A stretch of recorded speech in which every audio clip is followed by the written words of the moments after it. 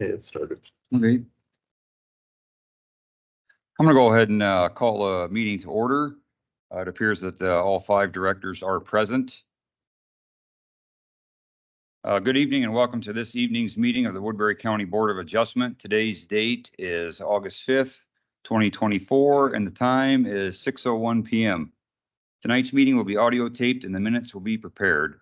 In respect to all parties, we ask those present to turn off cell phones or set to vibrate.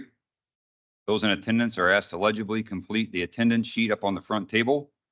I'd like to take a moment to review the procedures that the board will follow tonight. First, the board will handle the normal housekeeping agenda items. Then for each application on the agenda, I will open the public hearing on the item. The planning and zoning staff will then present the staff report, including the staff recommendation.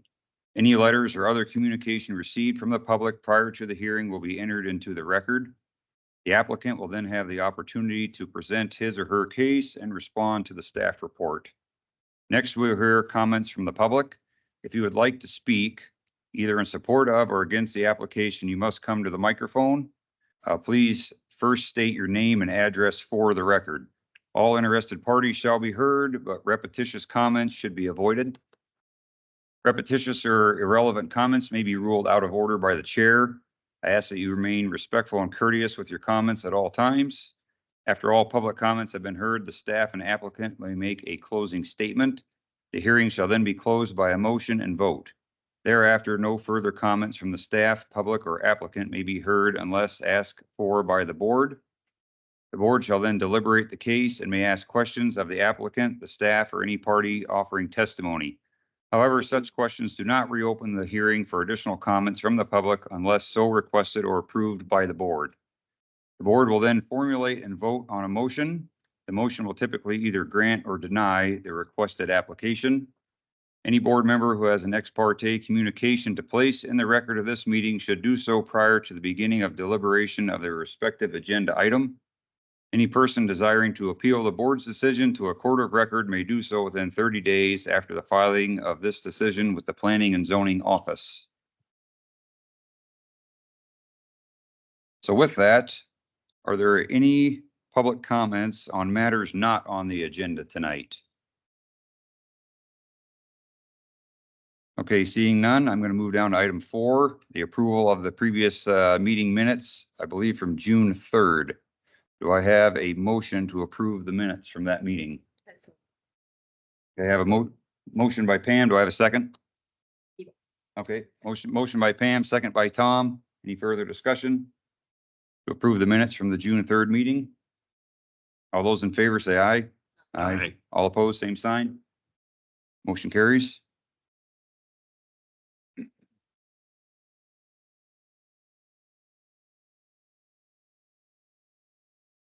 Okay, the public hearing is now open, and I'm going to ask Mr. Priestley here to read the staff report. Thank you. Yes, this public hearing is for a conditional use permit application for a data processing business. As referenced at the previous zoning commission meeting, it involves Bitcoin on parcel number 884403400009. And again, this is the consideration of a conditional use permit. AUR Correctionville LLC is the applicant, and the property owners are Ashley Acres Family Limited Partnership. They filed for this application to place a demand response load resource next to a substation in conjunction with local electric utility to support grid resiliency for the proposed data processing business. This is located in the Wolf Creek Township, Section 3, in the southeast quarter of the southeast quarter. Property is about 6.2 miles southeast of Moville and around 7.7 miles southwest of Correctionville. The property is in the Agricultural Preservation Zoning District. It's not located in the respective floodplain. The land use summary table, section 3.03.4 of the Woodbury County zoning ordinance does not represent data processing or the specific request by the applicant. However, this can be interpreted under section 3.03.3 of the ordinance as comparable utility use or comparable to the industrial use of research and development laboratories in the sense of data analysis. And for the purpose of this request, data processing can be interpreted as conditional use under 3.03.4. The Woodbury County Zoning Commission held a review of the application on July 22nd, 2024 in preparation for tonight's a public hearing before the Board of Adjustment. The commission had 4 members present, and they voted 4-0 to recommend approval to the Board of Adjustment with conditions that the applicants and property owner mitigate noise generated from the facility and to provide security for the facility, including the use of fencing and lighting. Staff would also share those concerns and recommends that the property owners, an applicant provide mitigation of the noise concerning the facility, and of course, having adequate security and lighting. For the record, we haven't had any written comments associated with the staff. I did receive a phone call from Joanne Sadler, a property owner with 500 feet on the 25th of July. She offered concerns about the notification process, including the time frame. The letter was received before the Zoning Commission review. The Zoning Commission review is actually an agenda item. It's not a public hearing, so they kind of look at the respective ordinance as it being an agenda item and bring their recommendation forward for tonight's public hearing. The Board of Adjustment is designed typically to hold the public hearing, to hear the public, and there's many times that a decision is rendered by the Board of Adjustment on the night thereof, but there is up to 35 days following a Board of Adjustment meeting where the decision can be rendered at a subsequent meeting. Probably about a half hour before I came down tonight, we looked in the mailbox. I looked in the mailbox and I got one of those kickback letters from where you get the yellow tab on the mail. A letter got kicked back to us from Kendall and Lisa Ashley. We follow a certified abstractors list document that comes from an abstracting company. The address we mailed to, the 1665 Kossuth Avenue, Correctionville, Iowa, 51016, matched the certified abstractor listing. And under the ordinance does allow for actions to not be upset when there's a situation with the addresses when we have believed it. So under sections 2.02.1B1G, it says it is intent of the county to provide notice of public hearings in a matter prescribed therein. However, an unintentional failure to provide notice due to incorrect addresses or failure mail delivery or other human error shall not be grounds for upsetting any action. So the public hearing can definitely proceed under that.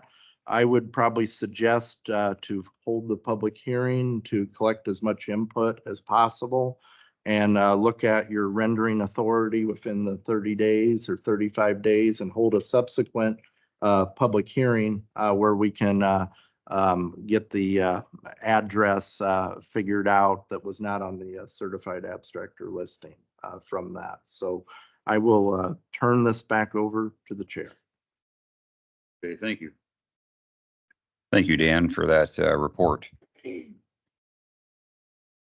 Okay, continuing on here with item 5. Is there anyone here that would speak on behalf of the application?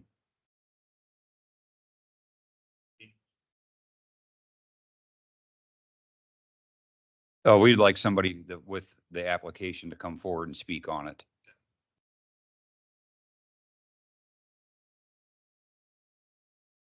My name's Jeremy Lane. I'm from AUR. So we gave all the information last time. Do you want us to go over that again? It was all in the packet. What kind of information are you looking for from us? That might have been for the zoning commission, but we're the Board of Adjustment. So we're looking at this all, brand new. So Okay. whatever presentation you would like to give us on this tonight. Have you looked at this packet yet? It has all the information already on it. It has the entire slideshow. Yeah, we've got. Yeah, we do have that. I guess. Yep. I guess it's kind of open for interpretation. I mean, maybe there's many things on here that directors have questions on. Yeah. Do you have, we're going to leave this open to you right now for a second if you want to, Yeah, that's go fine. through this, Yeah, but if you have questions about it, basically it's just a data processing facility. We do have one ORDI in Woodbury County currently.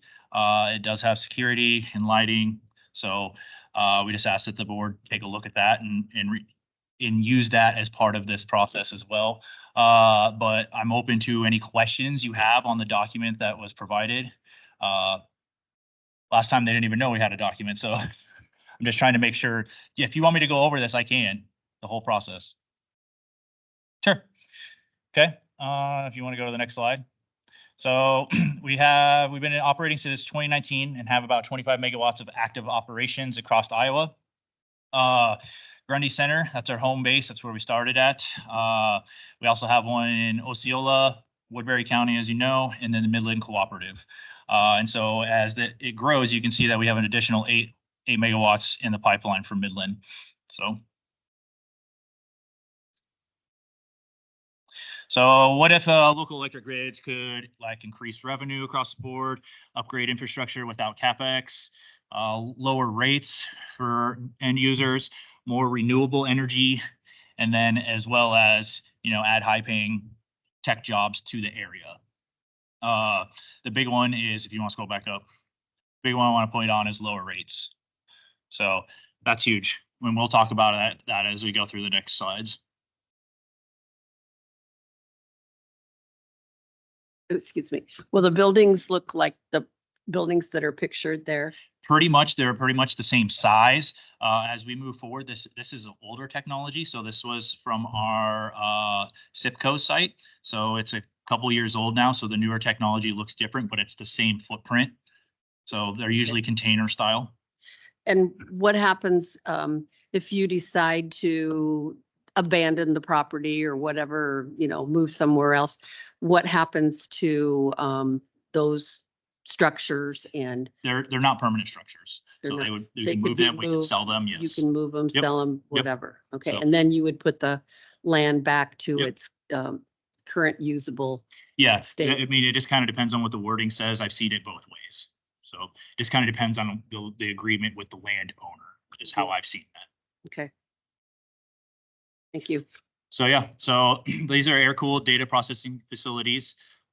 We mentioned last time that we're going forward, we're probably going to go more with a hydro system, which is a closed loop system to cool the machines. So less fans, less noise, everything. I do have a flyer that I can show you. So it does show the same footprint pretty much as this. It's a normal container size, fits on a concrete pad, looks very, very similar, just a lot quieter. So this is the site layout we're looking at. You can see on this one, we had spec'd it up with our original, the old Podge, just what we have as going forward. That's where we're at. As technology changes, we've been upgrading those. So you can see that they're faced in a way that's away from all of the pedestrians, the dwellings, all of that. It goes out into the field the way that it's sitting currently. You can see it on the next picture better.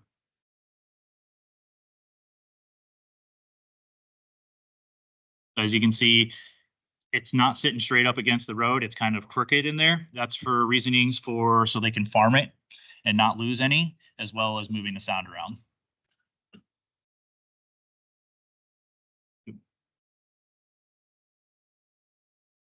So our site sound readings, we've taken lots of readings from all over the place.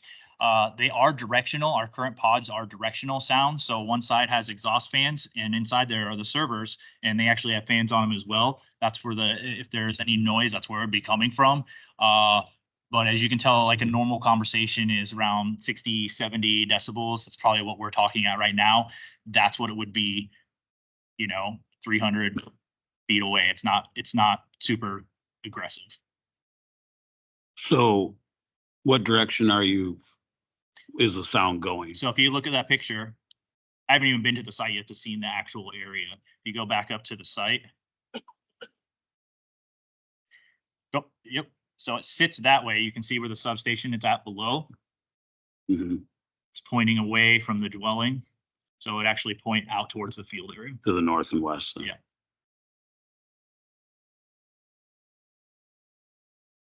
I'd like to know. I'm trying to wrap my head around this technology a little bit. I don't quite understand what you will be doing there as far as your data. Like, I don't understand Bitcoin very well. Can you explain how this is all going to work and what the data that you're mining or whatever, what you're doing with it? I mean, can you explain it in layman terms so we can understand it? Sure. So one of the things everybody always goes to Bitcoin. We do mine other coins. So everybody knows Bitcoins. That's the So what do you mean by coins? they're created systems by computers, so they wrote a code and it's a ledger. And so each coin has a different type of algorithm. Mm. And then those ledger transactions are what you're keeping the record. So it's basically a network. Okay. So, Okay.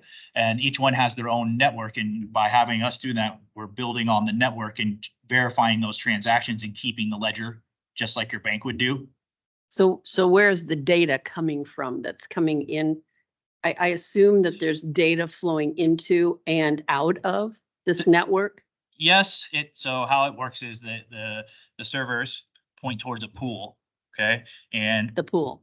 a pool, yeah, it's just another hosting provider that says, hey, this is where all that data is gonna go live and all the hash rate will live there is what they call that. So they'll Okay. all sit together. And there's lots of different pools around the world. There's a lot of 10 big ones if you look at them. But the data comes in, we process the transactions and it goes out. Okay. So it's very low network, it's higher power than it is anything.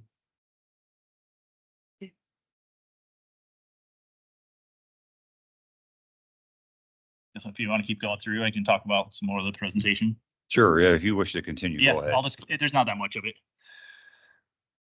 So we did the site readings. I think there was a bunch of stuff in here. That's just the site topography of it, so you can kind of see where we're going. Not a whole lot out there. So the lifespan is a minimum of 10 years. That's what we're looking at. So the nice part, it does say that with the potential to decrease cost of service for all cooperative members while increasing patronage payments to members. How that works is during peak times like today was really, really high. It was really high demand for power. At that point, we use what we call curtail or load shed, and we bring the load back down to a normal rate. So the power cost for everyone can change. They go down. Otherwise, we'd be paying really, really high power prices across the board. Not only you, but us as well. Do you have the blessing of Woodbury County REC then? Yes. So You've spoken with them and Mhm. and they concur that this is a good thing for we the work the grid. we work hand in hand with the power companies because what they have to do is actually come in and expand their grid in order. So we're adding to the grid so they can expand their operation as well. So we like to look at it as we're expanding the American power grid. Gotcha. So Okay.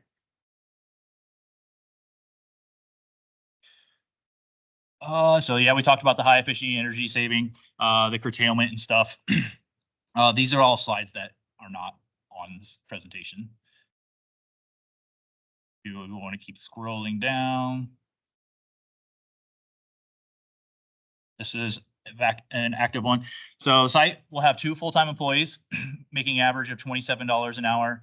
They are tech positions ranging anywhere, from a network technician to just a data processor that handles day-to-day routines.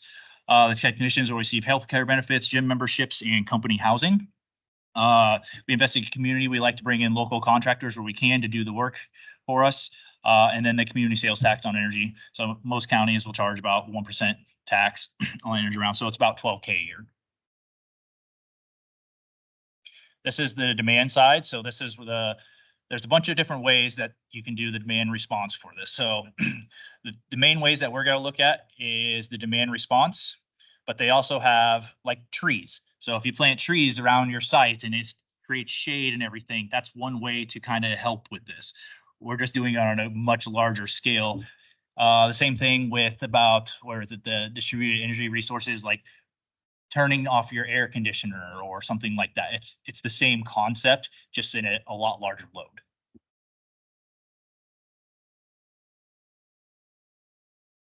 Is there any questions on the demand response? That usually gets everybody. I guess I can't say that I understand that, Okay. I mean, or is this something that you're saying you guys are contributing to doing with how your system operates? Yeah, so the easiest way to think about it is, if you think of our site, would be a battery. So we have all this energy that we're using. Laws of physics, once you create energy, you can't really like destroy it. You got to use it. So it just sits there.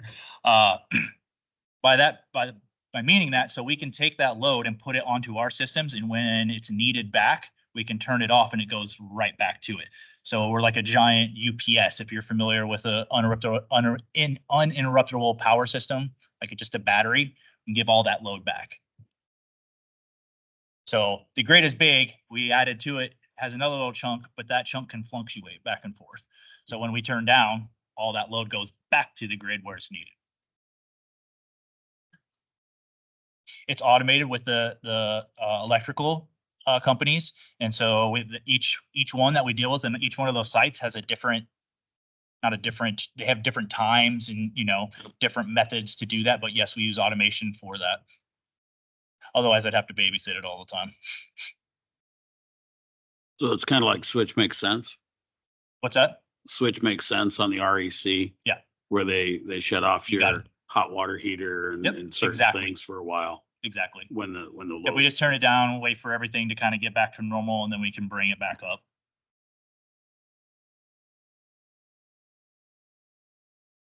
If you want to continue scrolling.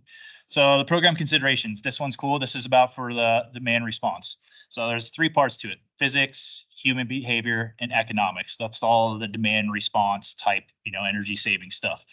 With the way that we do it, typically you would have an actionable or practical or possible. We fall into all 3 categories because it's actionable for us, it's practical for you, and it's possible for everyone. So we can kind of across the board. That's the way we like to look at it.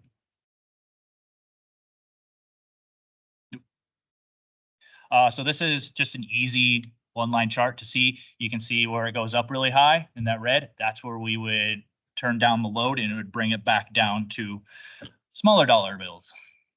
So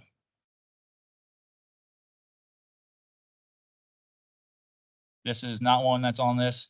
These are all ones that were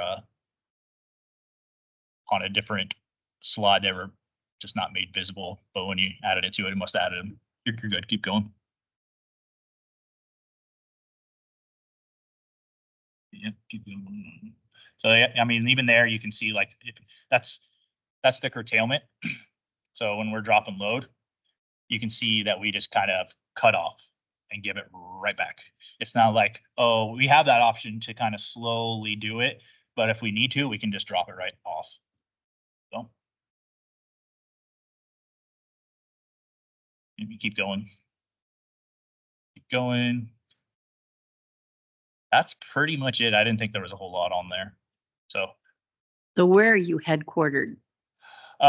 we have our home office when we started was in Grundy Center. That's where most of our operations, the home stuff would come out of. We have a site in Union over in that area, so it's very close to. So we have about 3 sites over in that area.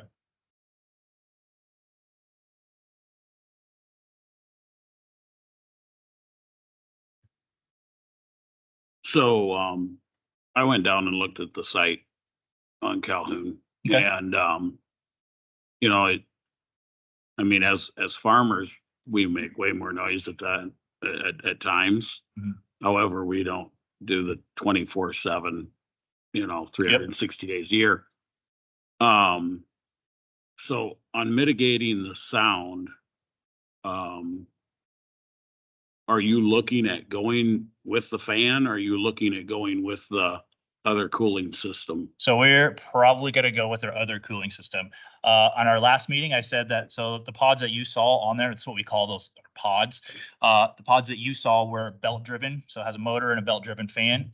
The next pods up that we have at some of our other sites have direct drive fans. They're even quieter yet.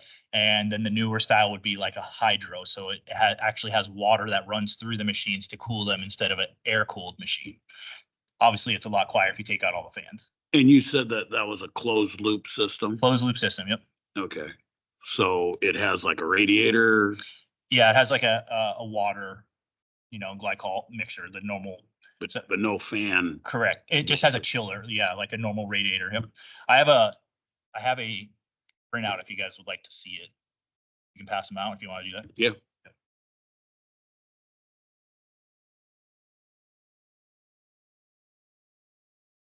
I make a motion to receive. Do I have a second?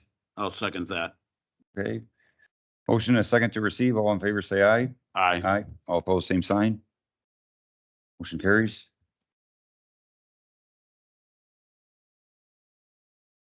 Well, I didn't know if you had copies for everybody, so I just thought I'd share. Got two more.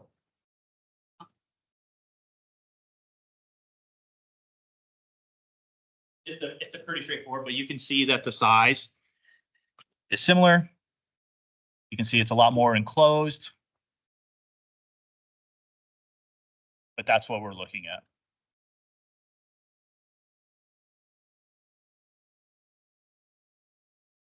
I guess the one question I have is, you use the word probably will use this. When will you have a definite idea of what you're exactly going to use, the fans versus, this quieter water cooled system? So if it was up to me, we'd be doing it right now. My guess is we are going to do it. If I have my way, we are going to put one of these types of containers at that spot. Ultimately, though, you're not going to be the one that makes that call, though. Ultimately, I'll tell them, ultimately it comes down to a checkbook to write for the, so obviously that is the direction we are going.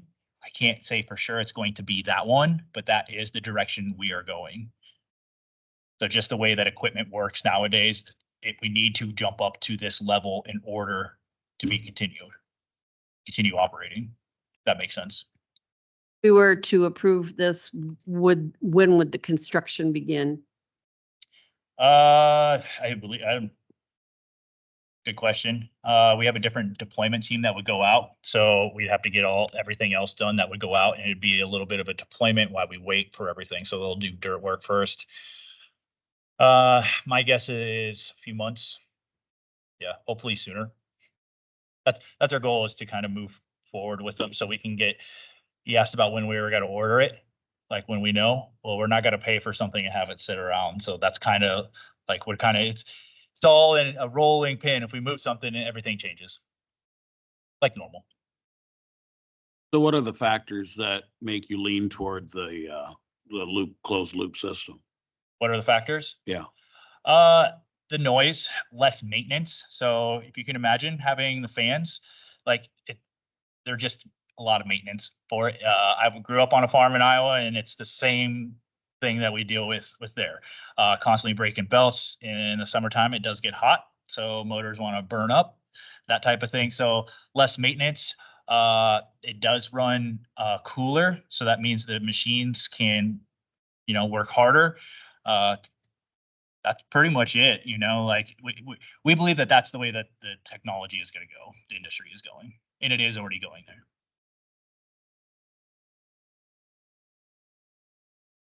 So I noticed here in your handout on the dry cooler, that's what you think you might use. Is that correct?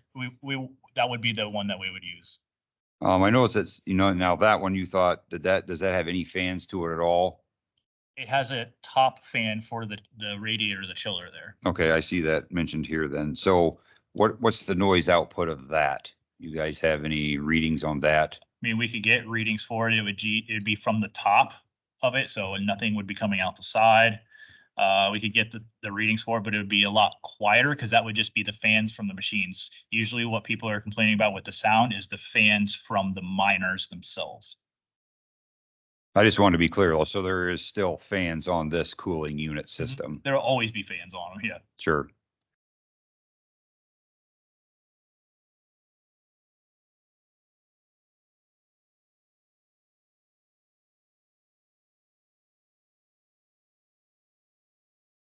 I guess another question I would have is, when I kind of did a little bit of research into this, and I know you guys are supposed to hook up to, I guess, some kind of an internet network. Is that right? Very, okay.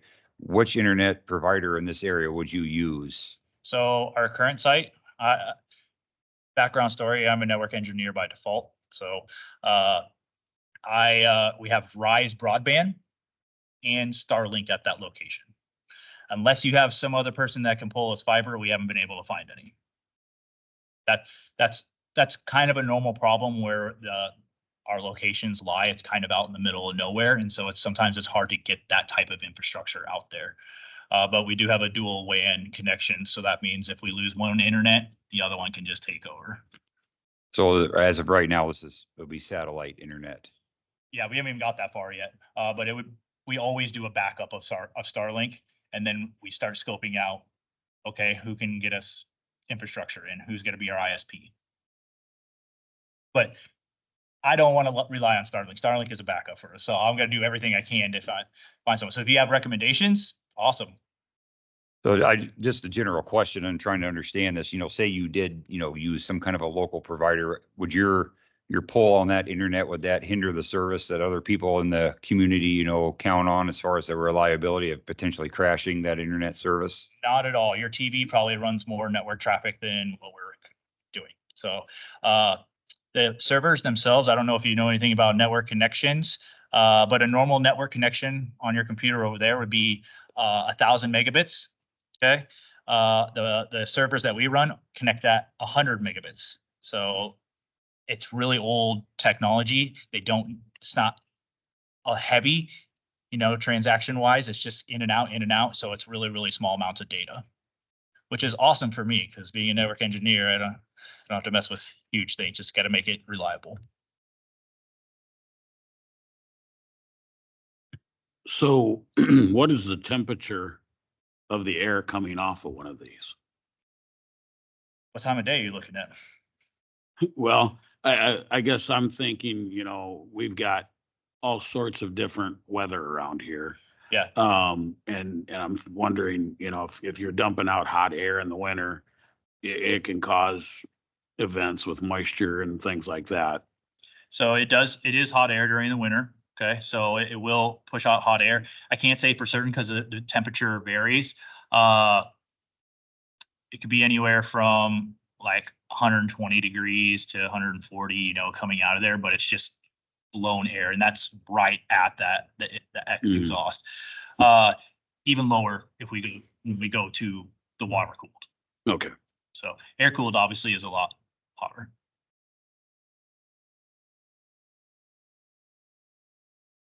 Who do you plan on taking care of the site? Okay. So I'm the director of operations, and then I have some fellows over here that work with me. They're actually working at our other site right now. So I brought them along so they could join in. So yeah. So all those sites you saw on the board are sites that I oversee. So you take care of the maintenance, the mowing, That's what this guy's for.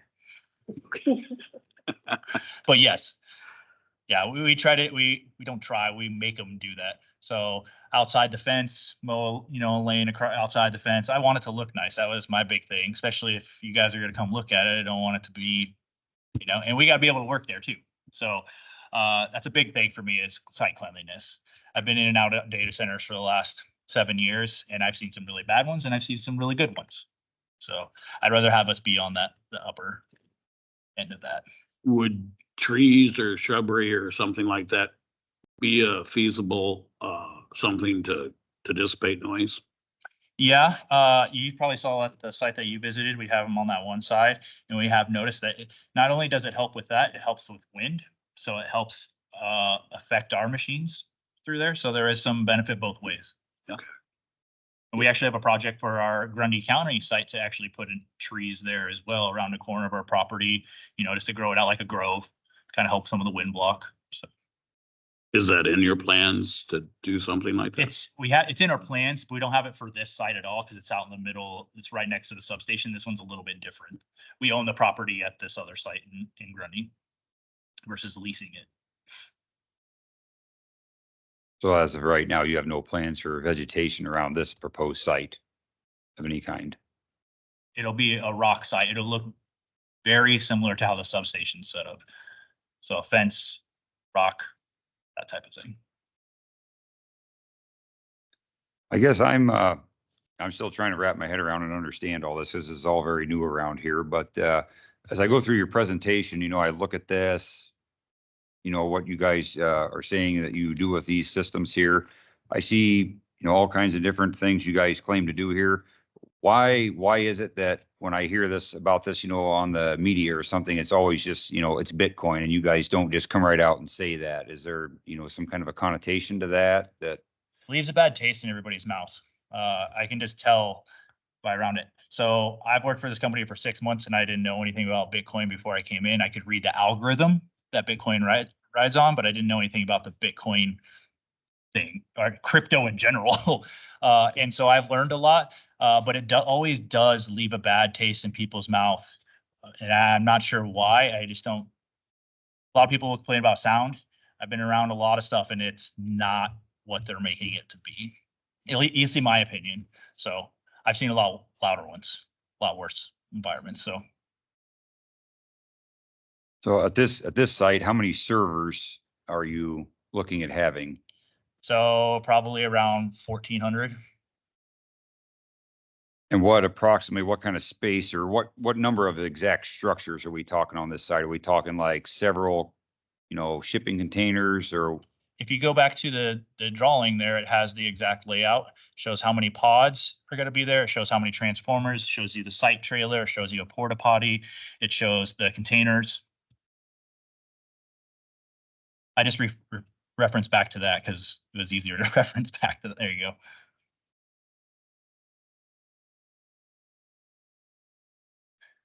So you can see there's concrete pads with all the pods on them. And then that little square off to the side of those strings, we call those pod strings. That would be a transformer.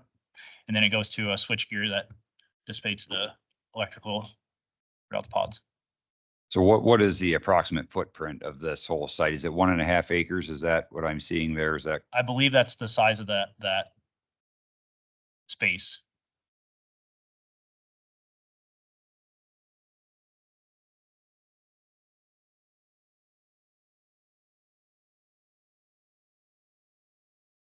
I think the noise is the issue for most people. It usually is. Our job is to make sure that this fits into the community that it's going in. And this community is a lot different than down on Calhoun. You don't have neighbors down there for a long ways. You have neighbors that are closer here. So we just need to make sure that it fits within this neighborhood as it is and as it wants to grow. So that's kind of why I guess I was looking at, maybe we need to look at some plans for some trees, something to mitigate noise. I also have a concern. If you look at that specific location, there's a great big draw that goes to the north and west. Sound does really strange things when it comes to topography. I was involved with looking at wind turbines and topography, and there are no good models when it comes to how topography affects sound. It's like Wi-Fi. I was a Wi-Fi network engineer for a while. How do you do this stuff? You can't even see it. Like Well, I've got a neighbor that's a little over a mile away, and it's a draw, and I'm on the top of the hill. It's kind of the opposite of this. And there's times I can hear everything he and his wife say, like they were standing next to me. So I do think we need to consider how we would make this work within the community that it's in. And I think you need to understand that this is a totally different community than the other one. I totally get that. One of the things is I understand where everybody's coming from. I'm human too. I wouldn't want something like that affecting where I live, you know, so I'm going to do everything in my power to not have it affect, because that just sounds like annoying. And why would I want to do that? Like, makes me feel bad. There are lots of different ways that we have talked about, like, because even with wind in the winter and snow, we deal with that. And so trying to find ways to mitigate airflow that way. We could use round bales that will help with sound. You know, there's lots of different ways to go about it, but it's ultimately, like you said, you don't know how the sound is going to travel, and we will mitigate it as much as possible. That's what our goal is to do, because we're conscious of the community's concerns. So we just want to make sure that everybody is happy and good. Would you be opposed to like putting together a plan on the things that you would do in order to mitigate that sound? Well, it's not, yes, but we'd have to take in certain considerations for it, like what you're actually requesting, because we can request anything, but like if it's not gonna, you know, do what the sound is supposed to do, then what? So that's kind of where we're at. Like when I put it together and the site sits there, instantly you'll be able to tell. And so at that point, I offer you to come back out, and then you can look at it then and be like, hey, this looks great. So something like that. So like you're suggesting that a trial and error type thing. I'm not suggesting a trial and error type thing. I'm suggesting you take into considerations like the type of work that you're asking, like it's scope out a whole sound thing for something that doesn't exist before we even do any work to the ground. Because we'll do groundwork, it'll sit at a different elevation and everything. So at this current time, when you don't exactly know for 100% you're using the cooling system, We are using a cooling system. What- I don't know 100% that it's that box. Okay, but you at this time can't guarantee us a decibel reading from ones that are running in the past. Is this that new that you don't I have? can guarantee you it's lower than the 60 decibels. But you just don't have an exact number yet. No, I mean, I can Okay, get but one, lower I can get than one 60. tonight and send it over. So that's the thing. Okay. I guess I'm looking at your project lifespan. How do you know this is an exact minimum of 10 years? Due to the way that the technology advances, there's a reason also that we're going to hydro. So they can run faster and hotter, so we don't have to have as many of them. Same thing as we go forward. Okay, so they'll start putting more chips on board, stuff like that. It'll start getting hotter, and so we need more to cool it down. That's how we know that it won't last more than 10 years. So in other words, though, this business model is something that you foresee carrying on 10 years at least. Mhm. This kind of data research or data mining. As far as, do you have a lifespan of the project where you think this may have to be decommissioned someday? And do you have a decommissioning plan or agreement in place of how that would look? I mean, will you remove everything from the site if you do totally decommission this, and who's responsible for that? So that goes back, I would assume that would be in our lease paperwork, like how that's all decommissioned. Sometimes I've seen it both ways. Seen it in from landowner, and I've seen county make recommendations. Obviously, we'd like to keep it with the landowner, because say, okay, we're done. Well, he just got however many assets that we left there. You know what I mean? So he could sell them. So that's a way off topic, but yeah.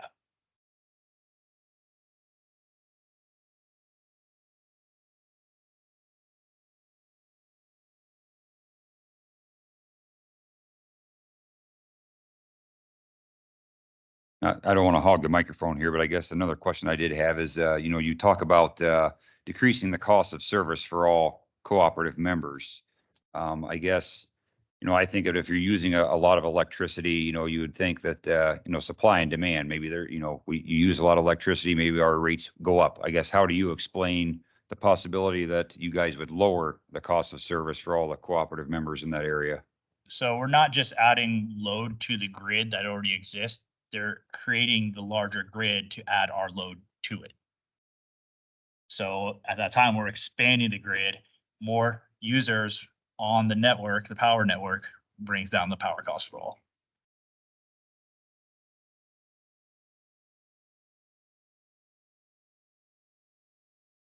So you're saying there's a significant investment by NIPCO or REC also? There's a pretty significant, yeah. So all the equipment is ours, but we come out and they have to hook up to our transformers, but they also have to upgrade their equipment on their side inside the substation. So usually it's a pretty big deal for us to work with them on that.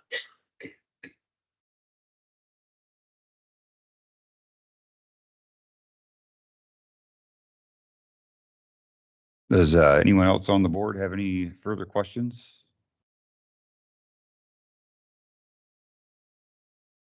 Wait, do you have anything further to add for us then? Believe so. Okay. Thanks for the presentation. Is there anyone else here who would like to speak on this issue?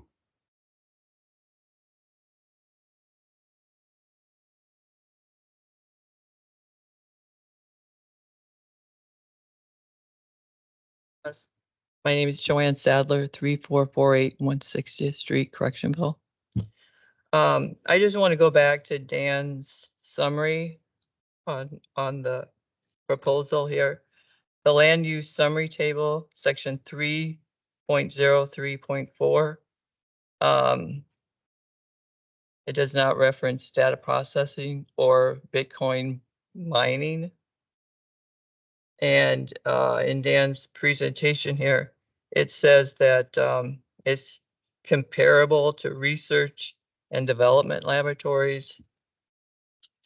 So the definition of research and development is the systematic process of investigating, experimenting, and innovating to create new products. And I don't believe that Bitcoin mining is research and development. Bitcoin is a virtual currency to design to act as money. So that's not research and development. You know, the zoning, the use, you know, it lists this research and development, but there's absolutely nothing in here about Bitcoin or data processing. So I don't really think the board has any authority to even approve this based on the zoning summary table, section 3.03.4. So I guess I just like your response or explanation for, calling it research and development when there is no research or development. I guess, Dan, can I refer that point to you then for clarification? Yeah, section 3.0, the ordinance itself is not a complete ordinance as new technologies become available. And section 3.03 has administrative language where if something is not directly enumerated in the ordinance, that we look for aspects that may be comparable as far as how it can fit.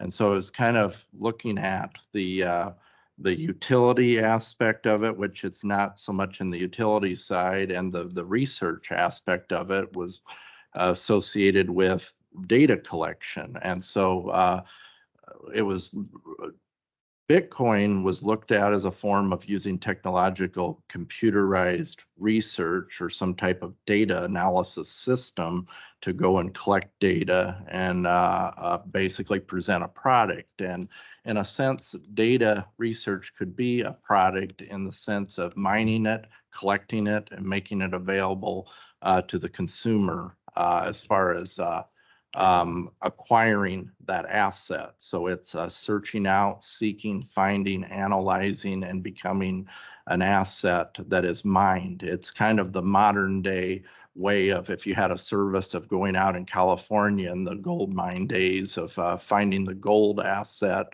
And so as far as a computerized algorithm for following and collecting that, we had looked at that last year with the Calhoun site as far as being kind of has some associations with utility substations and with the research. So that's where the 3.03 came from as far as not having a modern day enumeration in there, and basically making it available for discussion and debate under the criteria, whether it can be considered or not.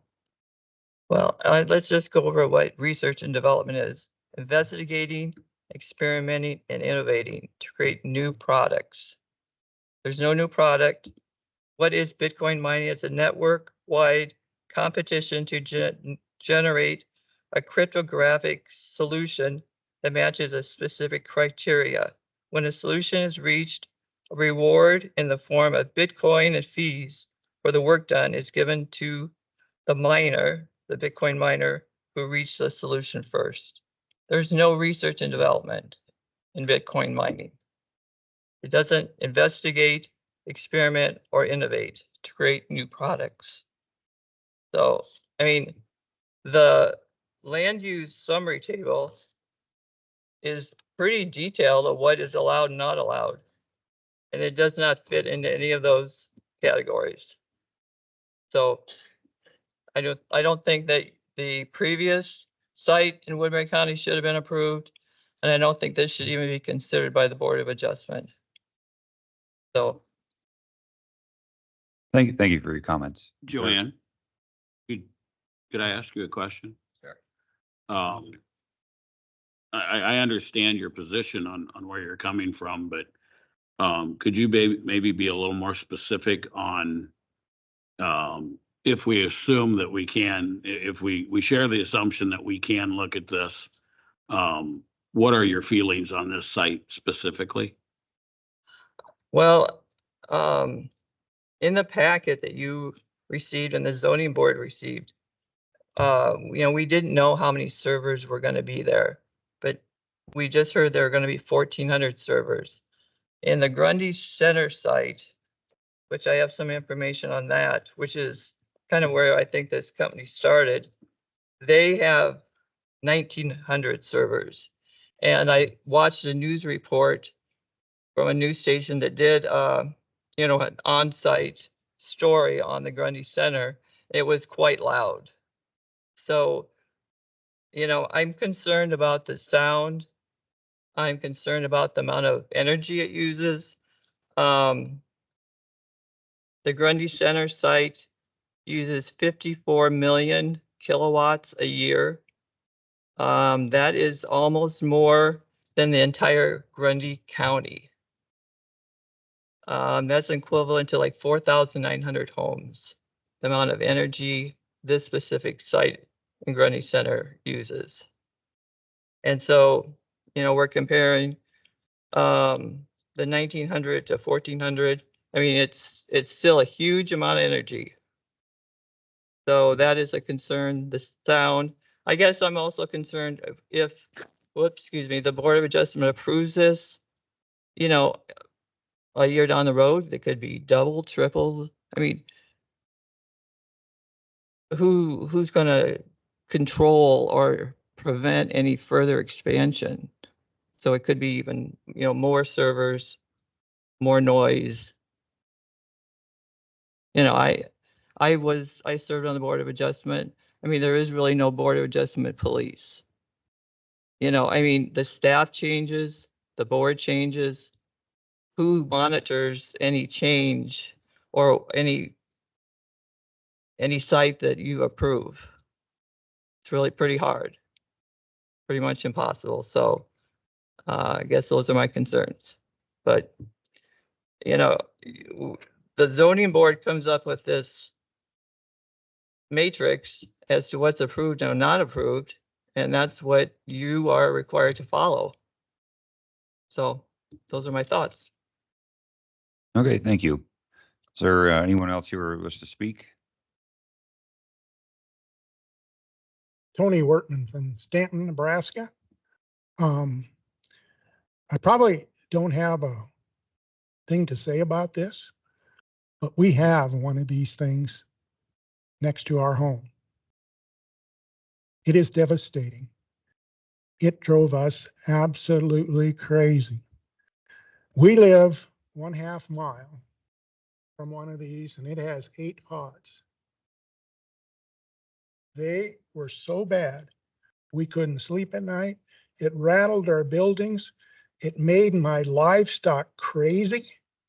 We had livestock that died from this stuff. It is a real low frequency.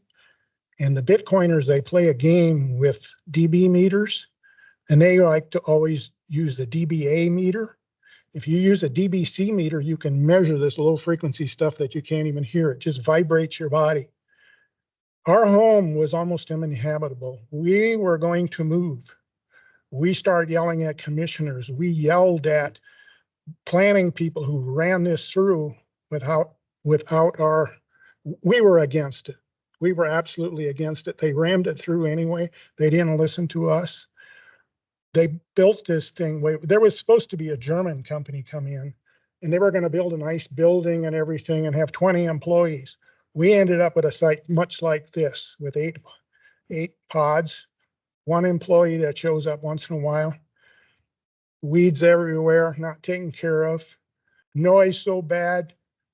Neighbors, we had 20 people the other day at a commissioner meeting yelling at the commissioners. It was so bad. We want it to stop. They won't do anything.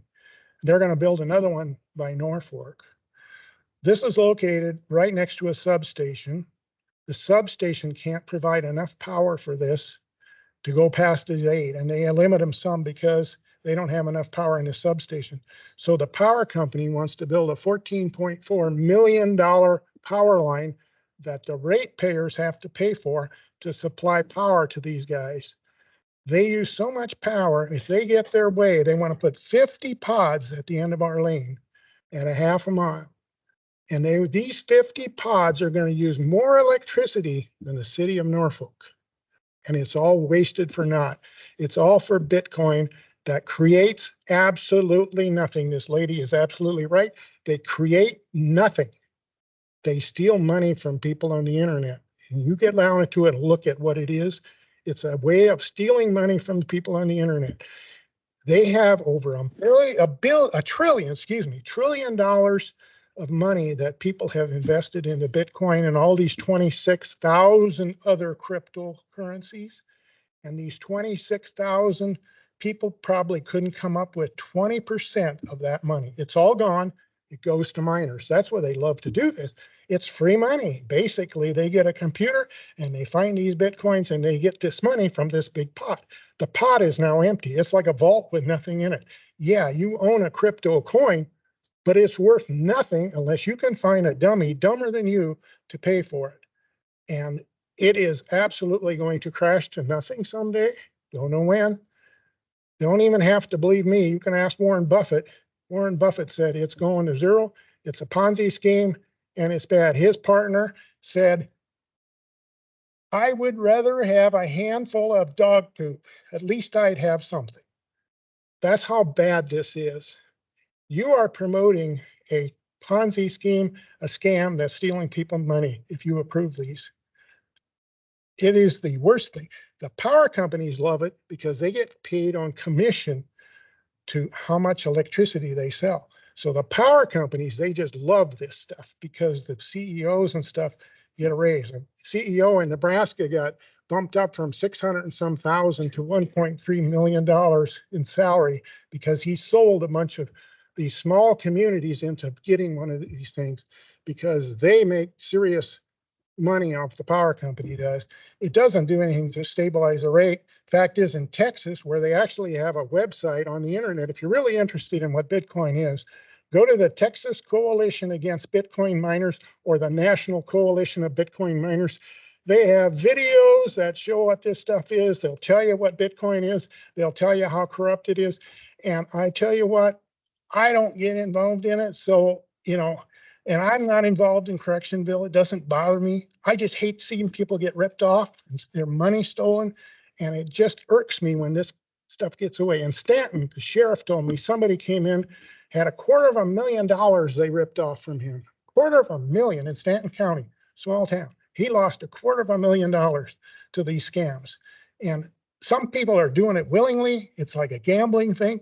It's like betting on, going to Vegas or whatever. I don't care if they lose their money, but there's innocent people investing in this stuff. They call it investing. Their money will disappear. These people will be on a poverty line soon. Now, I know why they do it, because it's free money to these people. And they put up a computer farm and they harvest this money from what they call mining. It's actually just stealing money from people. And so I don't care what you do in Correctionville. I just want you to understand what's going on in that world and how we've suffered, and we've gotten no solutions. They had these air ones in there and they were really bad. They put in some of the liquid ones and they're a little better, but they're still obnoxious as all get out. We measured 78 dB at a half a mile from their sites through the trees. They can talk about trees all you want. This stuff goes right through trees. It goes through buildings. You get out of your car at night and you just right away you hear it, and it's there 24 hours a day, 7 days a week. We've got a little reprieve right now because, like they said, when there's an energy, they just don't have enough energy to do this, and so they have to shut them down during the day on these hot days because the air conditioners use all the power, so the Stanton Power Company won't provide it for them. But they use more electricity mining Bitcoins than this country of Denmark is wasted on Bitcoin mining. It is the most obnoxious, evil stuff that's out there that I can think of. I don't know how to explain it any better. And I know they'll object to that because they want to make money off of this. They'll pocket it, but some poor old gal or some guy's going to lose it because it doesn't create money. It only takes money from your pocket and puts it in his pocket if he outguesses you. And that's all it does. It does not create anything. Like this lady said, it is not innovative. It's his old technology. And it's just a general ledger using cryptography, and they just keep track of your number. You just got a number. That's all you own is this number, and it can disappear. I'm sorry, sir, not to cut you off, but in fairness to everybody, I'll have to limit you there, and we'll hear from the.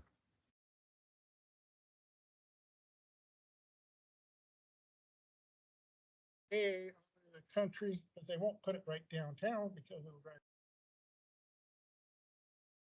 Jacksonville, I feel sorry for them. I'm not here, nothing but other than, I just feel sorry for these people. Thank you for your comments. Is there anyone else that would like to address the board?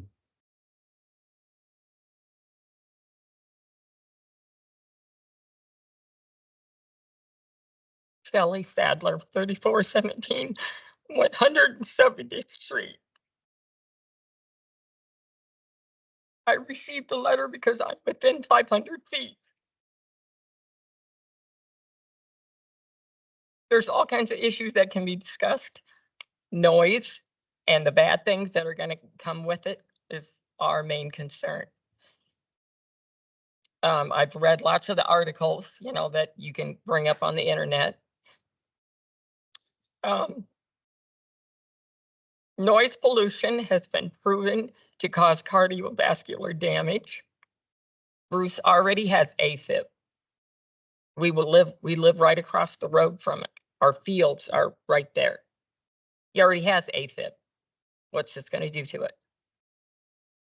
Wildlife has left the areas in Texas. It's gone. We run a cow herd, cow-calf herd. What's that going to do to our cows? Having calves. It's all ifs. I understand that. But we don't want to be your if. We don't want this to be a bad decision, and we're the ones that pay the consequences. It all comes down to the noise. The cooling fans, as he just stated, create noise. Yes, there can be different kinds of fans, but can he commit to what we're going to have? No. Can they commit that they'll even plant a damn tree? No. It's too many ifs. We don't want to be the guinea pigs. Please deny their application.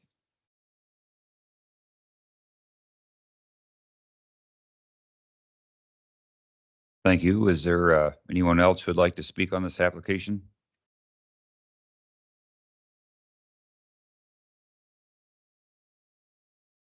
Tony Ashley, 3356 170th Street, Correctionville.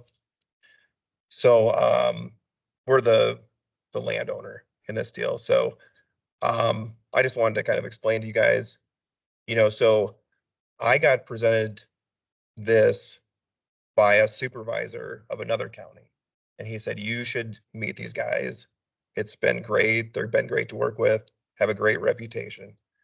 So I met with them and it all sounded good. And I went up to the other site in Sloan, which I think you guys had been to. And like they said, they assured the noise would be less than that one. And I didn't find it like that bad once you got to the road. And this one will be a lot quieter. So what I asked them to do was to turn the angle of this whole machine. So if there is any noise pollution, basically it would be coming to me first. And that the address you got the returned letter on, that's my brother. So we own both the houses that this is going to go between. So it's not like the wind turbines where people are nervous about these absentee landowners putting these by other people's houses. Like it's going directly between our properties, on our property, between our properties. So if anyone's going to hear this, which I don't think we will, it will be us. Okay. So anyway, I was kind of surprised to come tonight and hear people negative about this. With Fair Week and everything, I ran into a couple of the supervisors and they talked to me about it, said like, I ran into Supervisor Nelson and he came up to me. I was taking my grandkids on rides. He goes, I think this is great for Woodbury County. I think they're going to pass this easy. That's exactly what he told me. So I was kind of surprised to hear any negative talk because I asked him, I said, have you heard any blowback, any negative?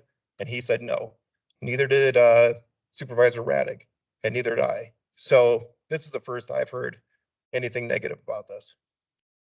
So like I said, Supervisor Nelson said, great for Woodbury County. He said, he's very excited about the possibility of this lowering people's electric costs in the rural area, because that's something we desperately need. I like the fact that it'll create 2 new jobs in Woodbury County. It'll add to the property taxes for Woodbury County, income tax for the state of Iowa. Another thing that Supervisor Nelson said is that this should pass very easily. There's already been a precedent set. There's been a standard. And it's already been given to this company who has 0 complaints on record. No violations, no complaints at all. So, thank you very much.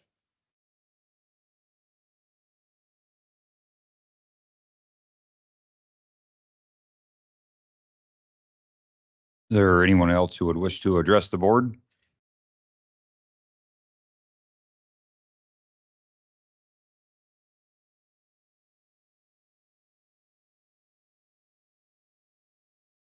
Okay, seeing no one else, I'm going to go ahead and ask that we make a motion to close the public hearing. Do I have a motion? I'll make that motion. Okay, I have a motion by Doyle. Do I have a second?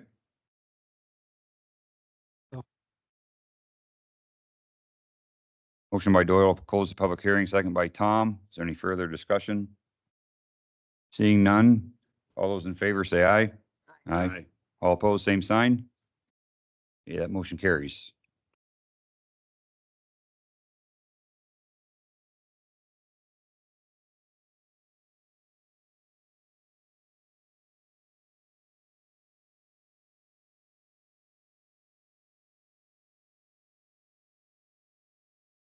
guess at this time I would open this up to, you directors. If anybody has any, comments, please feel free to go ahead and start a discussion here. Well, I think the real difference between this site and the one in Calhoun is the fact that we had 0 neighbors show up to that one. We have other neighbors showing up to this one. And it's our job to figure out what makes sense for both sides. So, one of the things that I would like to see is a little more, specifics on what the applicant would be willing to do to mitigate noise. I think their concerns are valid, that, this is something that makes noise 24/7, and we have people that are a lot closer here than what we have at the other site. I guess I would like to, I'd like to see more information, to tell you the truth.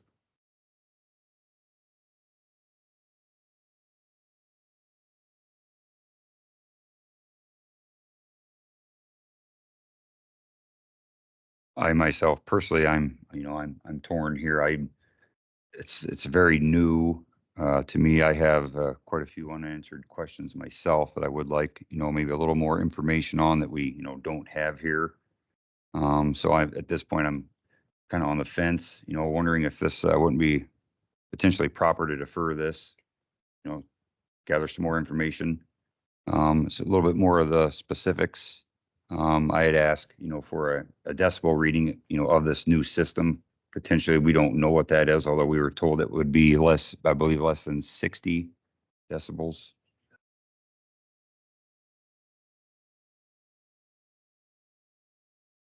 Can you come to the microphone? Okay, you would have to approach the microphone, please. Go ahead and turn it on so you got a red light. Yeah, I do have a decibel reading from those. Because of hydro, the cooling reduces the temperature of the heat sink, which is what pulls the heat away from the chips.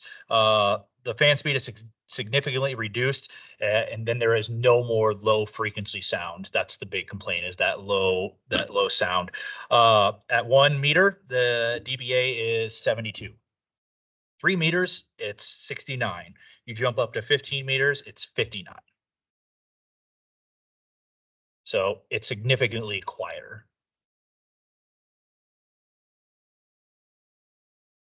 Do you have those measurements in feet? Well, 1 meter is 3 feet.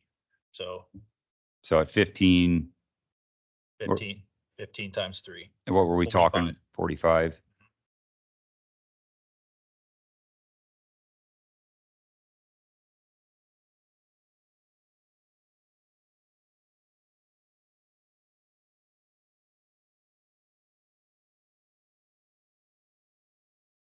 But at 45 feet, it is 59, which is lower than our conversation that we're having right now.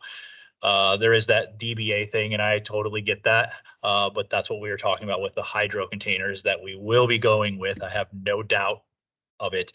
The problem is that we have 3 different types, and one of those 3 types will be going at this location. They would all be the same setup. They're just different vendors that host different servers.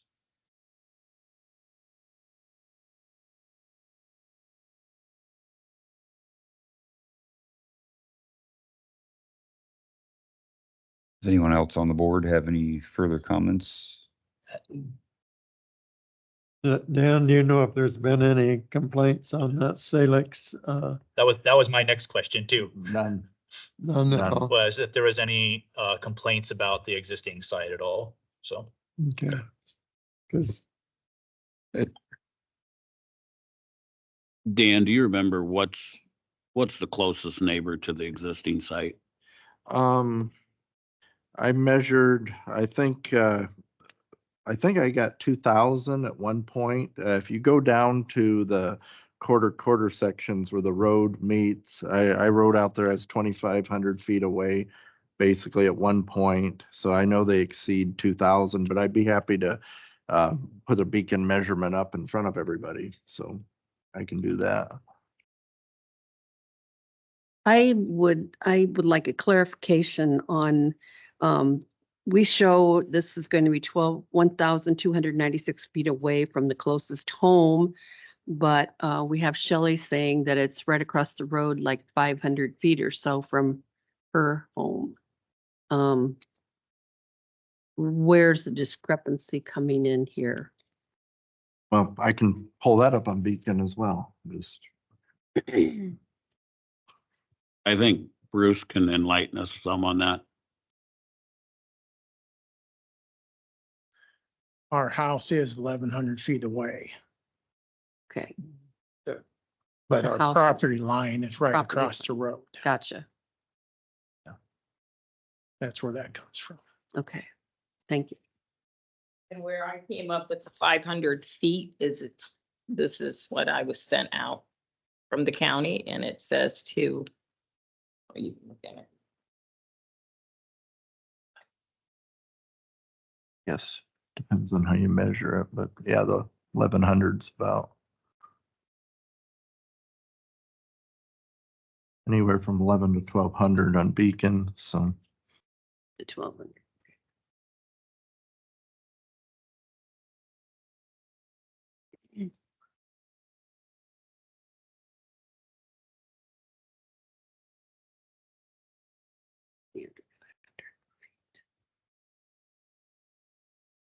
Oh, property owners within 500 feet. Okay, she's talking about that right there.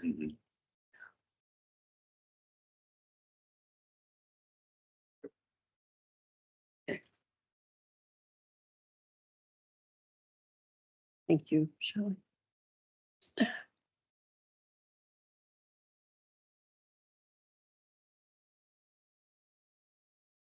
hey, okay, I'm at the Calhoun site, and so this house here.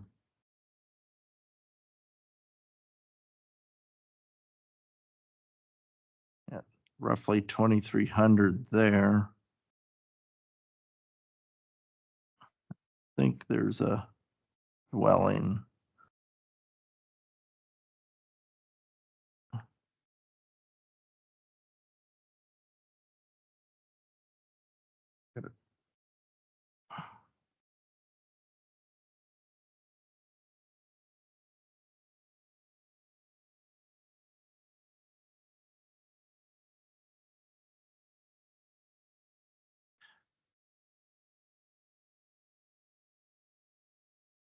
I'd like to point out that on that, the sound travels left to right. The Oh, exhaust fans are pointed out to the sides there. Yep. yeah. Okay, and there weren't too many dwellings around that site. So, What was the closest? well, as far as structures, we're over 2,000 on each one.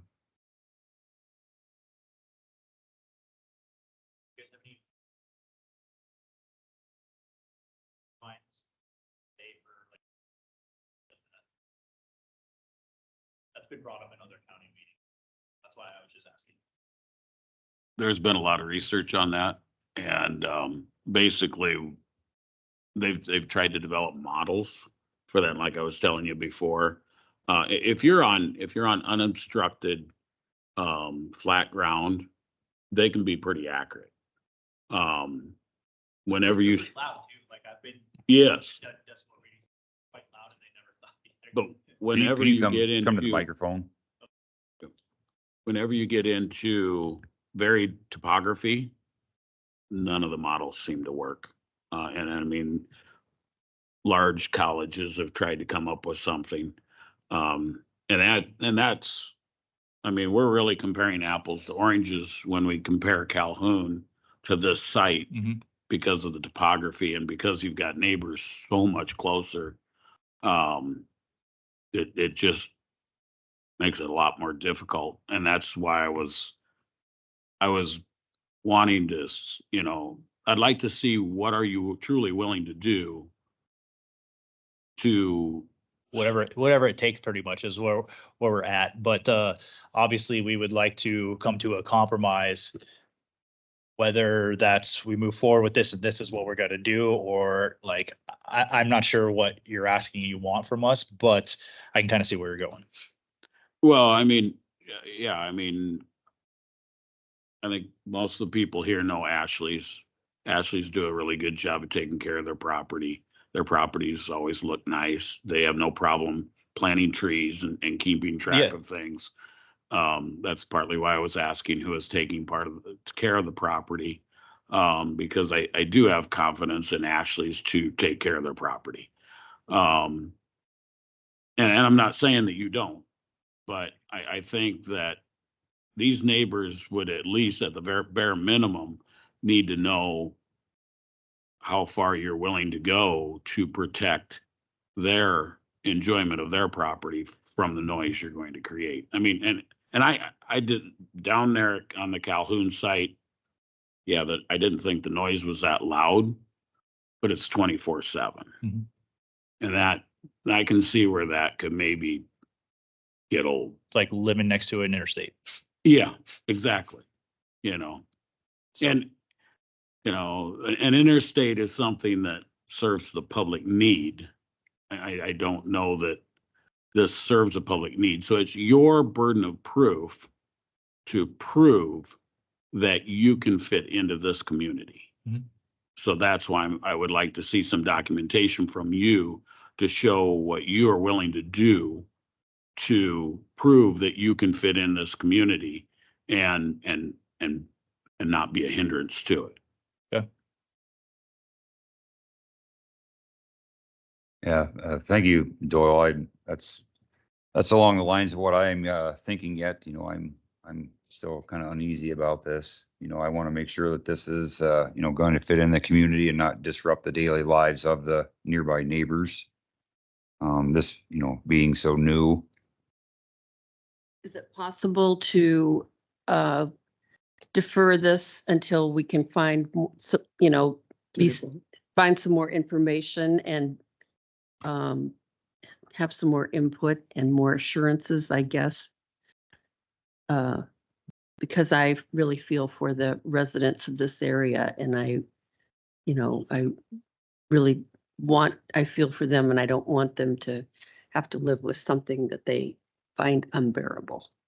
We'll point out that we talked, they had talked about the site that was next to their house and had a ton, that site specifically is huge.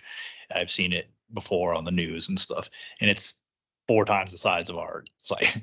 So yes, it would be loud. I would totally agree to that. And the location that it was at was not good. So we try to do our due diligence and find land that is away from as most people as possible. We made it so we pointed the sound away, and we are going to put in a hydro box, which takes the sound away completely, and it'll go up and not out and be lowered in decibels. What assurances do we have that you're not going to expand to the size of the one that you were talking about that is huge? So the assurances there is, in order for us to do any of that kind of work, we would have to bring in the utility company and add to the grid. They would have to add in more equipment. That's the assurances on that. Most of the time, they can't even do it. So the reason that we're there is because they have the power available, and so we can use it. And That is Pam, why. to answer that too, that is something that we as a board could put as a condition to say you can't expand this site, without first, coming in for another conditional use permit. So we do have that possibility there. I think to answer the first part of Pam's question, Board of Adjustment protocol, like I said in the beginning, is there's a 35-day period where you could render the decision. So you could defer this decision to later and make a decision at the next meeting of the Board of Adjustment. You can also work with the applicant as far as what information you're looking for to clarify everything, and also work out a timeline with them as well if it goes, past the 35-day situation. But ultimately, you would have to render a decision at the 35-day standpoint, which would be the next meeting. And if you have a point where you might have insufficient information, you would have to have the conversation with the applicant on how you feel it may fit or may not fit the criteria for a conditional use permit in your respective decision. I guess one final question I'd have for you is, there's various substations throughout Woodbury County.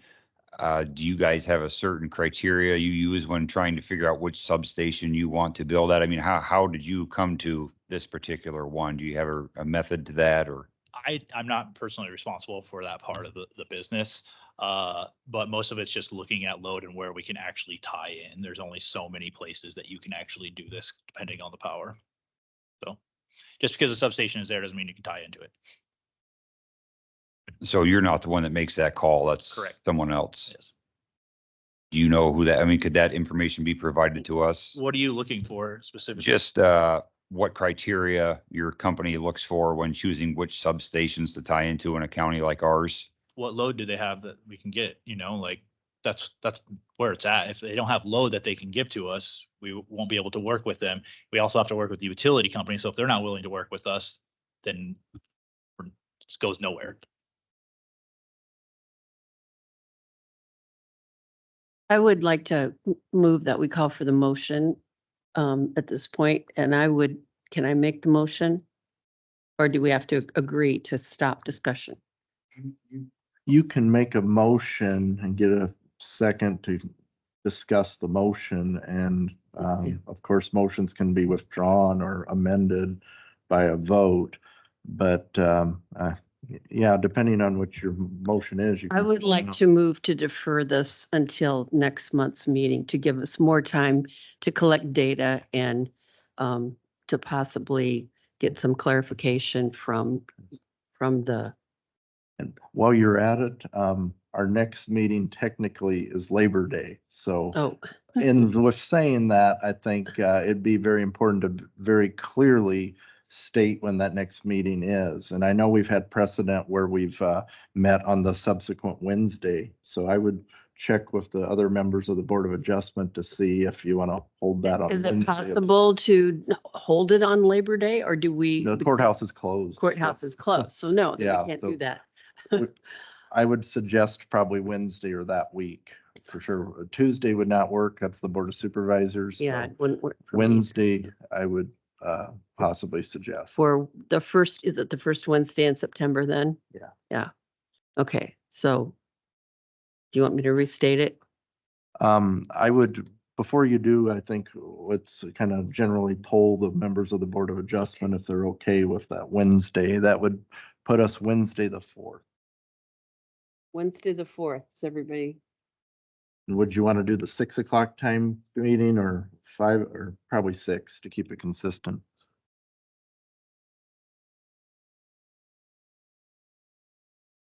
I believe I'm okay, September 4th. I think I'm available.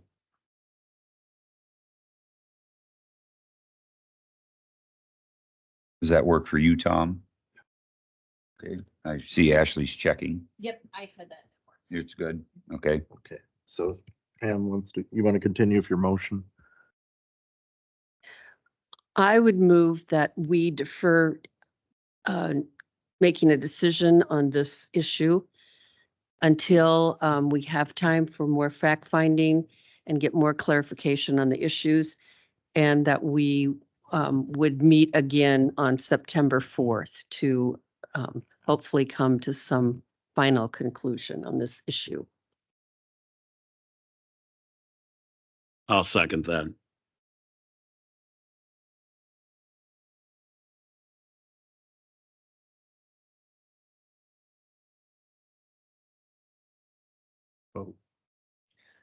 Okay, did you, is that motion clean for you, Dan? Yeah, The word, okay.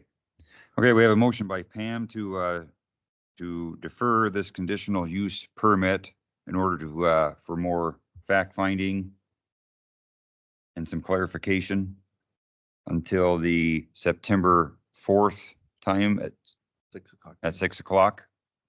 And we have a second by Doyle. I don't know. You- Yeah, go ahead. I'm just asking that it be spelled out because this fact finding and clarification is pretty vague. So what are we looking for? What are we waiting for on the 30 days? Just so we can have everything in a row, because right now that's really vague. It could be anything. Is that something that we would address afterwards? You're looking for, information, so it would probably be a good idea to list some things out that you're looking for and, or empower me to work with them on collecting more information. Okay, do we need to go ahead and do our motion first and then direct him, or should we do that prior to the motion? I would maybe put an amendment on there for more details. Okay.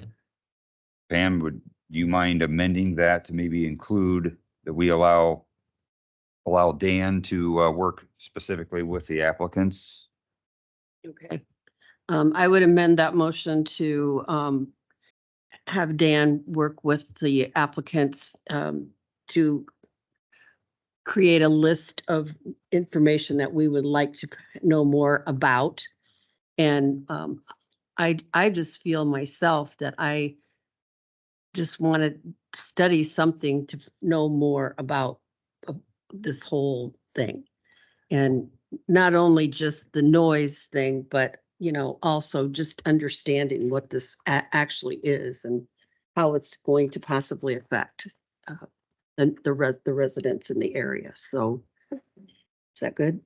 Yeah, so you had mentioned specifics like such as noise and other things that could end up being, you know, this is a conditional use permit. So you're looking at what are the types of conditions that make this a possibility or not for the respective sites. So you're sorting out the list of criteria. And so but not to put words in your mouth, but what you're asking for is what do we have to look at over the set of days ahead here? And so if you empower me to look, I can definitely look into things such as noise and noise levels. I think that I would probably suggest within your motion having them tell us specifically what the systems are on the site, the proposed system, the proposed structures, the footprint. I know we've got that information, but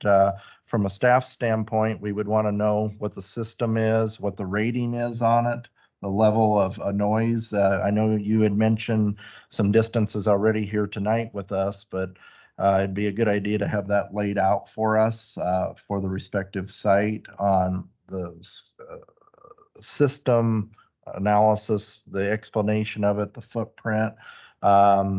And so The footprint was on the Yeah. handout that I gave you guys. but we'll ask you to streamline that Okay. information. So in other words, kind of bring the building permit phase into it. What are the structures going to be? What is the sound rating for the structures? What system are you going to use? We'll want to, by the next meeting, we'll want to know which specific system that you're using as far as the cooling system. So I would suggest having everything turnkey at the next meeting for the Board of Adjustment.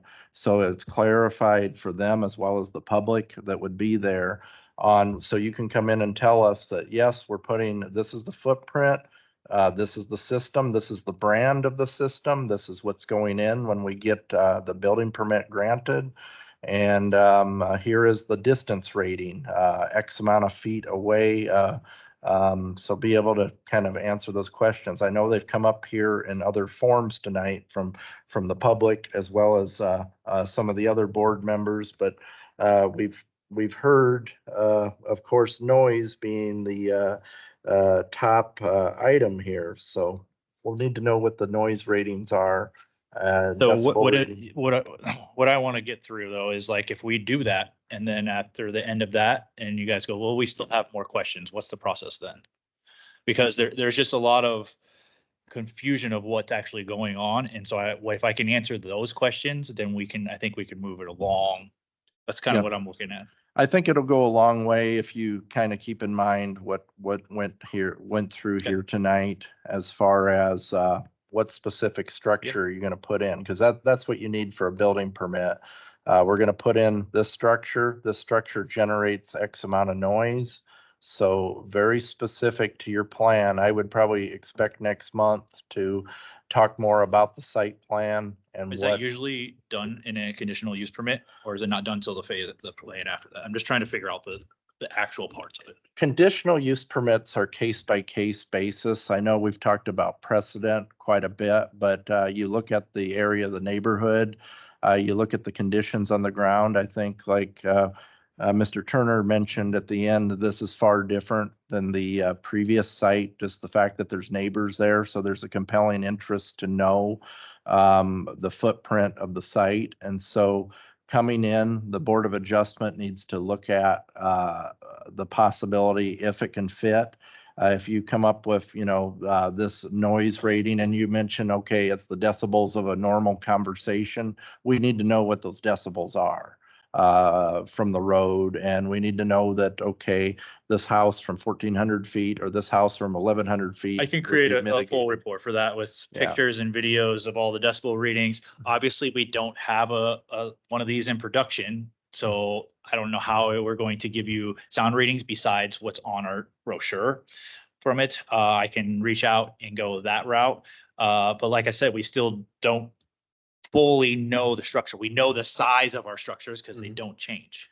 Yeah. So that's kind of where we're at. That- So, I- so specific. The footprint's got to be the same. Specific specifications of what the whole scope of this project is. And we need specifics because we owe it to the public so that they see specifically what is going into the neighborhood.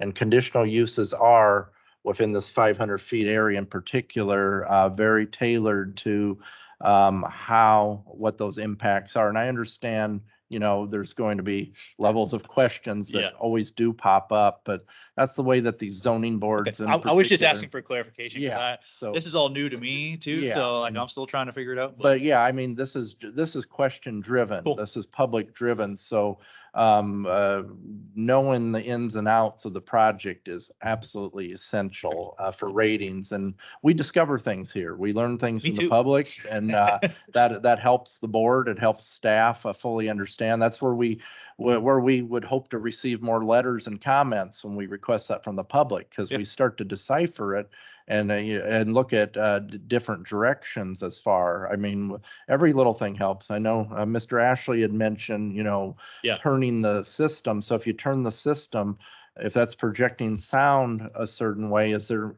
additional science behind that you can present to the board? So I always just kind of say the sky is the limit when you're trying to convince someone of something. Yeah. And so kind of keep in mind that criteria that was looked at in the application. We'll have something, so you try to get all of those, and if we can work together, so Yeah. you can look at it before and be like, hey, I think you should But- add this, so they have the present, But yeah, I that'd would, be great. so I would probably suggest to Pam, if you kind of amend it to empower staff to collect some further information as far as the system schematics and the effect of what that system is and the footprint on the property. So. Okay, what Dan said. No. No. I would amend the motion to have, empower the staff to collect more information. And I would be interested in knowing if there's been any studies on the effects that the sound has on animals and residents. Have there been any studies to show whether this is going to be a detrimental thing or a good thing? Anyway, I'm getting off track here, but also the schematics of the system, what else did you say? Just the general, so we understand the footprint of the system and the level of noise that it would generate and the distances on the property owners, basically. Okay, the distance on the property owners, from the property owners, the noise that it would generate, the systems, the exact systems being installed and the sound levels or whatever. That's fine. I mean, so I'd like to point out, they talked about the the police that were gonna come out, to make sure that you guys were following up. If we said we're gonna use this system, or we gotta use this system.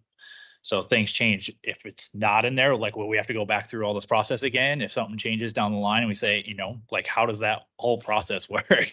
Yeah, conditional use permits, and they have the authority to put conditions on if something outgrows what has been shared with the public. These are public proceedings that are reviewed, and so if you come in for a condition, they could either blanket and say, okay, you can put a center in there, then that creates more latitude, but more where they try to get more specific.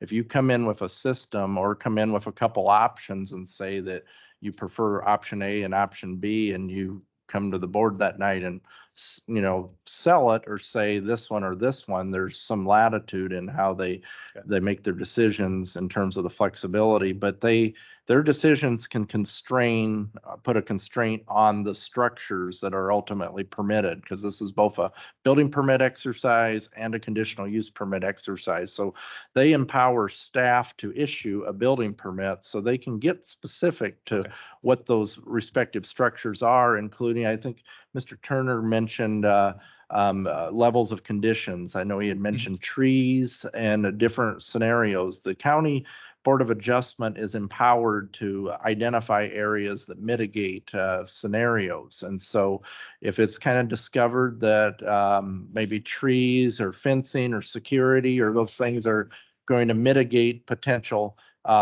effects on neighbors, they could very well put reasonable conditions in, like asking to put some trees up or asking to put some fencing up and the lighting up. Those can be specific conditions. They can also put conditions on the project to sunset it or to have decommissioning at some point.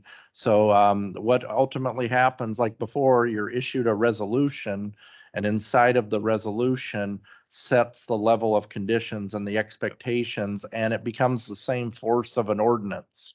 And so the conditional use permit, what they come up with the reasonable guidelines to regulate the public health and safety, welfare of the public, is rooted into those criteria. So the conditions they come up with have to be, of course, reasonable, but at the same time, it has to keep in mind the actual scope of your project. So they can't really I get what you're saying. clearly grant you a conditional use permit without knowing how much noise, energy, or other things would have an impact.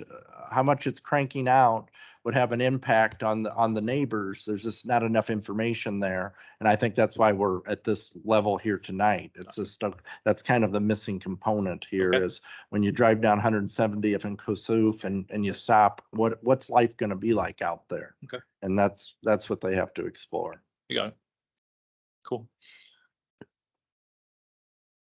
Okay, so we have the motion by Pam.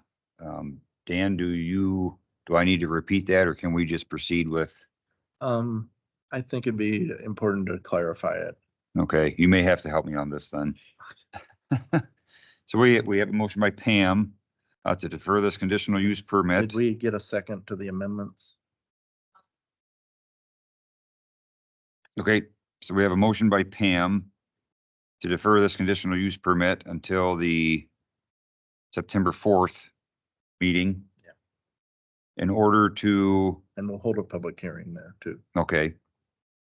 So in order to gather more information, to allow staff to gather more information with the applicant on the proposed system, proposed structure, actual decibel levels of exact equipment being installed, and what they plan to do to mitigate possible noise. Is that? Sure. And yeah, I would have to ask Pam. Is that okay, Pam? That sounds, yeah, that sounds good to me. Okay. We had a second by Ashley. So all those in, is there any further discussion on that motion? So all those in favor, say aye. Aye. Aye. All opposed, same sign. Okay, that motion passes. I believe we're gonna go ahead and move down to the next item of business, and this will be an information item. about nuclear energy review of the zoning regulations. And I believe, Dan, that will be from you then. Yeah, I gave you some information. The zoning commission has been tasked by the Board of Supervisors to look at other energy options over the last couple years. A lot of our discussions have been dominated by wind and solar. And the supervisors in early July directed the Woodbury County Zoning Commission to explore nuclear energy as a potential option here in Woodbury County. And so what they've tasked the commission to do is to look at, do we want this as a possible option, and where would it fit? And so we're kind of at the stage of researching the different types of nuclear, the full or the modular style nuclear, and trying to get a grasp upon what the federal regulations are, the state regulations, and what we could really do at the local level.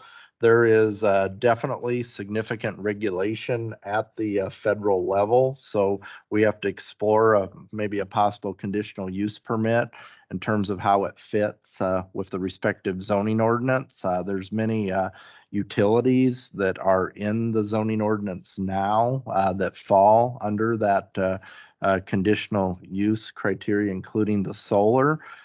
So they're expecting us to work with many stakeholders and try to understand all aspects of potential nuclear.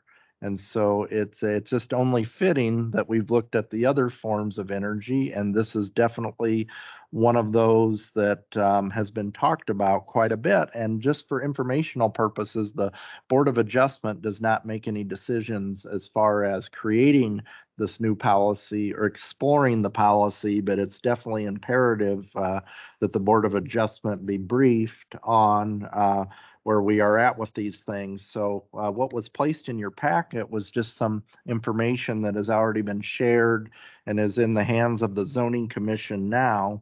And you'll see even at the federal level, there's been information. The Biden administration had put out some information on new steps to bolster domestic nuclear industry and advance Americans' clean energy future.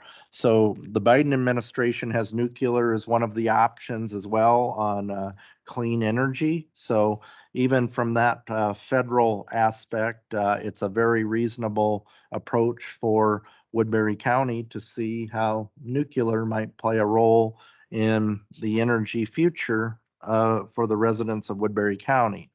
The Zoning Commission is starting off on this on a very, I would say, conscientious, focused approach. And so they're kind of starting off with some general agenda items and work sessions as they lead into announcing some public hearings that will be done. It will follow kind of a similar process where we ask folks to approach us and I offer their perspectives on the nuclear energy. We've already kind of started noticing and asking many of the general stakeholders across the county their perspectives on this issue. And so I'm looking forward to continuing an open dialogue on receiving information and trying to be a sponge to absorb as much details as possible from the public. So I want you to be aware that the nuclear is going to be quite front and center with the Zoning Commission's focus as far as doing what the Board of Supervisors had asked them to do, and that is to see if we have a future with nuclear, because if we are to create some sort of nuclear landing space that might be a signal to potential developers, potential companies, that Woodbury County could be potentially open for business as far as siting a particular nuclear plant. And in the terms of economic development, it's always essential, if you're looking at that as a potential priority, to have a landscape that is open to that. Now, with that said, The key is consulting with the public and collecting the public opinion like we did before, and seeing how we kind of come out at the end of the process as far as what the public's input is on that for sure. So we hope for a very good, conscientious, well thought out process. So that's generally my comments. If anybody has any questions of me. Anybody on the board have any questions for Dan? Okay, seeing none, I'll move down to the next item, another information item about home occupation sign zoning regulations. And Dan, I'll defer that to you. Yeah, a while back, we had a gentleman approach the zoning commission, just offering some concerns about home occupation regulations and signs. And the zoning commission is kind of deciding whether or not they might want to look at sign policy in Woodbury County. I don't have a lot of idea as far as how far they would go on it, as far as any type of policy change. But what I did place in your packet is Woodbury County's sign regulations with the land use summary table on forward through the ordinance. And as you can see, any on-premise sign is pretty much an accessory use to a respective property. But under home occupation, we have some restrictions on signs being 25 square feet or less. And the gentleman that approached basically pointed out that the size of the signs are 25 maybe, too small possibly. And so they just wanted to bring it to the consideration that, hey, maybe we have so much agricultural land and open wide space areas out there. Is there any possibility of relooking at this and creating a conditional use permit process or some other process for a larger sign? So These would be freestanding signs. it would have to be considered across the board, but typically it would be a freestanding 25 square. Like somebody's barn. Possibly, if we go to the home occupation, it basically says you have an on-premise unlighted sign not more than 25 square feet. So I think the home occupation could possibly be on a building or out there as well as freestanding. But actually, we look at ground signs, number 2, you have the home occupation where that's allowed, but then we have the building signs where it's allowed, but it's pretty clear in the ordinance where what signs are and are not allowed. So I just want you to be aware that they may or may not take this up, because there was some agreements that, hey, it's okay where it's at, and some are willing to look at it, but it's just kind of in the early stage. And the zoning commission and or the board of supervisors have the right to start any kind of direction on possible policy changes. And so they're just at that stage, and I just wanted you to all have the similar agenda item for information that they had, so that we're all on the same page of what's going on around the county. So that's all I got, unless there's any further questions. I guess the only thing I ask you, Dan, is this business type signage, or is this just general signage for Yeah. anything like decorative or? Typically, if it's geared toward a business, a home occupation is a business, and landowners in Woodbury County have the right to conduct a business in their house as long as they stay tailored within the home occupation rules. And the home occupation rules are pretty reasonable. As far as the true test is, if you drive by a property and it just looks like a neighborhood, and there's a 25 square foot or smaller sign, but you're not seeing major impacts on the neighborhood. Page 76 of your packet kind of defines what that is. It's basically somebody that directly lives on the property. They're doing it out of their house or their shed of some sort. They have a sign out there, and they don't generate a lot of noise or smell or things that might adversely impact. And so with that said, there's no permit or anything for operating a home occupation. There just is if you have a sign. So if they stay within there, they would be okay. If they do not stay within there, then they would be they would be talked to. So that's pretty much it for as far as them looking at the sign regulations.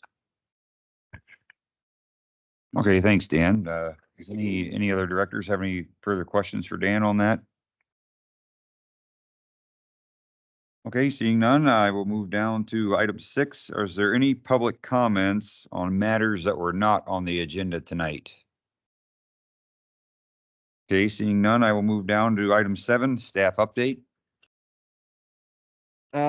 I kind of covered that already as far as the zoning commission and everything. So I would just always suggest watching the zoning commission very carefully, the agenda items, and we'll keep you updated as well as they enter into this period. And I'd have to say it's going to look somewhat similar to the process that we went through with the solar. So we'll have multiple meetings to collect information. So again, I'm being a little redundant, but that's pretty much what's on the schedule.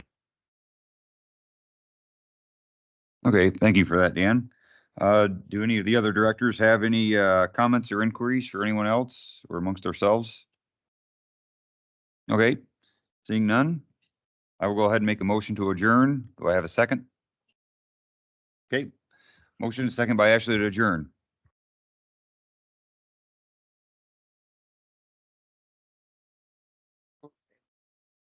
All in favor of adjournment, say aye.